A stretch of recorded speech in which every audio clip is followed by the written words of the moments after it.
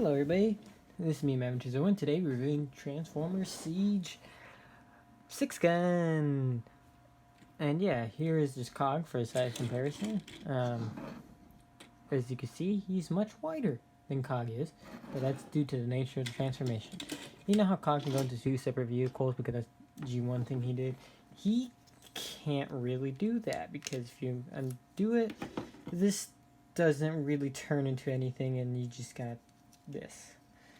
So yeah, I guess his vehicle mode has a little bit more play value. I honestly actually prefer the weirdness that 6 Gun is. Yeah. I actually just prefer 6 Gun overall over Cog. Funny thing was, I was actually not going to pick up 6 Gun at all because I don't have Metroplex, but I ended up somehow convincing myself to pick this figure up. Go figures. I didn't get Chromia, though, or Chroma, however you want to pronounce it. Chroma, yeah, Chroma just sounds better. I didn't pick up Chroma, so yeah, because I have Thrilling 30 Chroma, and I just like that figure a lot better. So yeah. So yeah, he stays together a lot better in vehicle mode than he does because it's just a tab holding it, and yeah. So I'll just put him down for right now, and we'll get the usual suspects for vehicle mode. Here is Megatron. He's wider than Megatron. And no, do not, when you pick this figure up, do not pick it up from this end because there's a good chance that happens. So I'd recommend picking it up from right here. So yeah, you got it. Boom. And let's get the Leader Class Shockwave. And I put him the wrong way. So he has a shorter wingspan than the Shockwave here. And that was, I think we went through them all. Oh no, we didn't. We got sideswipes though. Yeah, we got sideswipe. I should probably move that over a bit. But yeah, no, there we go. Let's get him into his robot mode. He's a very interesting figure to transform. Or not robot mode. Let's actually get him into his armor mode. So, hold on, where's the Ironhide? I'm just using the standard base packaging, or what the package has it as armor mode, as you can configure it to any of the modes or whatever, but I just going to do what the what it shows on the package, which doesn't really take a whole lot of guessing to figure out what pieces go. Okay. Gotta detach those. Okay, so this comes off. This actually stays. No, those come off. Okay. I'm like just doing this by looking at the packaging, so I'm like just kind of like trying to figure it out. So this would go on Ironhide's arm. Comes like an arm cannon. And then these, I think, go back here on those 5mm ports right there on them. I think you could place that back further if you wanted to. I think I like that look better. And then I have no idea what you do with the waist. Let's check that out on here.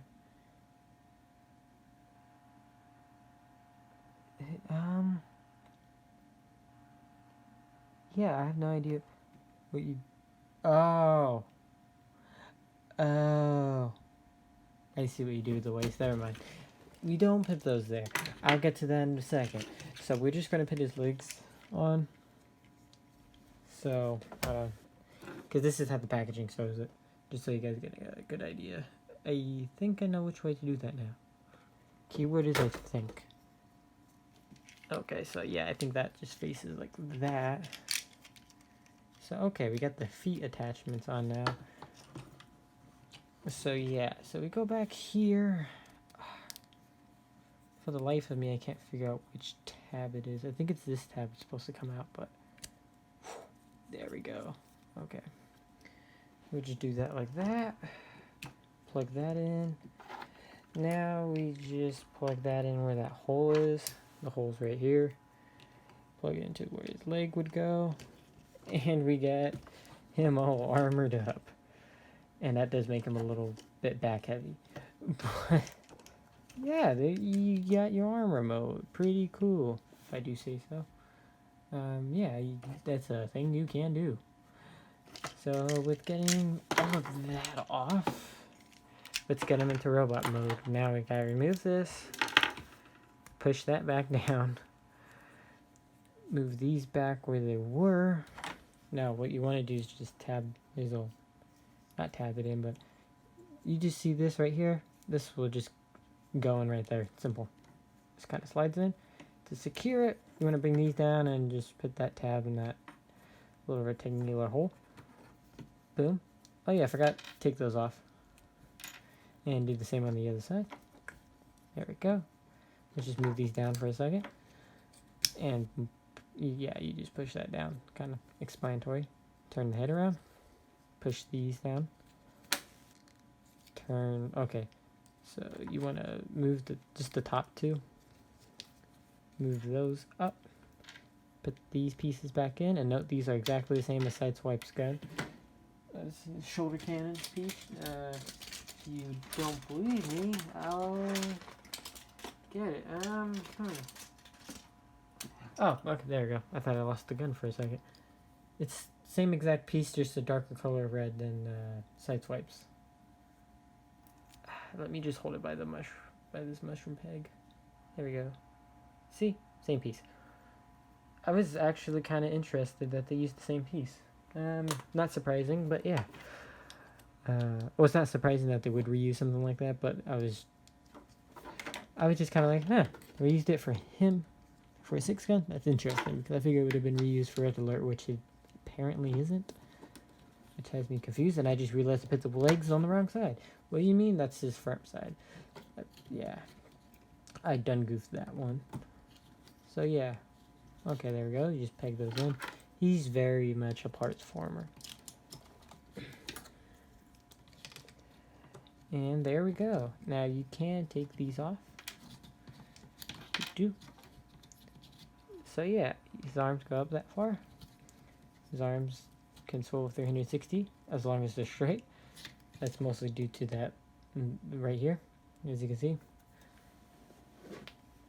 And yeah, he has a waist. Like Cog, he does not have a ball joint, so it's just a head swivel. Well, you can turn it 360 degrees. That's all you can do. But like Cog, he has pretty much all the same articulation points, except with no wrist swivels, but that's just due to the nature of how he combines and all that crazy shenanigans. And yeah, he does got some silver paint here. Some of those battle damage paint. That's the only battle damage paint he has on him. Other than right here where this gunmetal is with the silver. I didn't realize that silver that was on there until I looked at it. Right now, that's interesting. And then you got that same, like, I think it's either a dark gray or a black. I'm pretty sure it's dark gray. Well, right here is obviously black. That is... no, it's that same thing. Huh. Interesting. Anyways, yeah. So you got that. He's decently painted overall. Yeah. One thing I forgot to mention Ironhide is the windshield's painted because it's clear. I don't know why I'm bringing it up now. But yeah, no, you can use these as guns. And they stay in his hands a lot better than Cog's. So we'll just do a size comparison. Here is 6-gun next to what is, in my opinion, the best deluxe class figure in this line. So far, mostly because I just really like Ironhide. I'm not the biggest of Ironhide fans, but I love him. Siege Ironhide. I said it right this time. I didn't call him Hound. And here's my favorite Voyager class figure. But I have a feeling that's probably going to get taken up by another figure that will be coming out soon. But that's mostly because a certain character... It's... Okay, just... This mold's really good, but I think it just would look better if it was mostly blue. which we're getting. Thundercracker. Anyways, yeah, there's a size comparison there. So he's about the size of Hound and them, and let's just get Hound out. Oh, he's actually taller than Hound. So there you go, you got that. And yeah, they look nice together. And I would say 6-gun, I didn't have the same impression as I did with Cog, where initially with Cog I was disappointed, but then I liked them more. 6-gun was like, oh, this is cool. And then I'm like, okay. Yeah, it's just 6-gun is what I kind of expected from these guys that come into 6 gazillion different pieces. And yeah, it has the problems some of them have, or that Cog has, but a lot less to an extent of the parts falling off like crazy, because Cog, like, for mine, his weapons just don't stay tabbed in at all. In his robot mode hands, and it's really annoying. Here's Cog. He is taller than Cog, which I found actually quite interesting. But Cog, I will say proportionally, is just a lot more beefy. Whereas 6-gun here gets a bit noodly. Mainly in his arms, and then his legs get noodly, but then everything else is kind of... Well, even he has thin arms. Not saying that he has big arms, but I mean, I noticed both their legs are really thick, which is weird. The lower legs are super thick, but like, with how boxy his legs look, it doesn't look as weird as how round his legs look. But it's not that I don't like that. I actually really like this design overall. It's just the thing to point out. It just makes him look a bit thinner than mostly everyone else. But I think he's overall, the quality on him is it's more improved than Cog's was. Now, I don't know if I just got a bad Cog, and yeah, he has no pieces that pop off, unlike my Cog's butt flap, which I'll just take it off. Yeah, no, it wasn't glued in place. Yeah, I knocked that out.